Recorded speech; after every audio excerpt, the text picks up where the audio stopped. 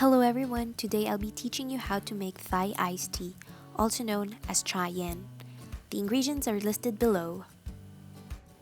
For the Thai tea mix, I will be using the Cha Tra Mue brand, which is the popular brand used for Thai iced tea. This is the tea filter that I will be using to extract the tea.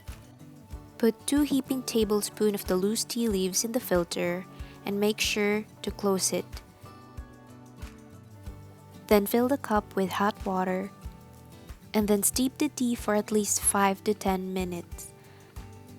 Once fully extracted, remove the tea bag and add 1 tablespoon of sugar, followed by 1 tablespoon of condensed milk, and stir the tea until the sugar is dissolved, as well as the color of the tea change from dark orange to light orange. Continue stirring until everything is well blended. Then add 2 tablespoons of evaporated milk. In a glass full of ice, transfer the Thai tea mix and stir one last time to make the drink cold.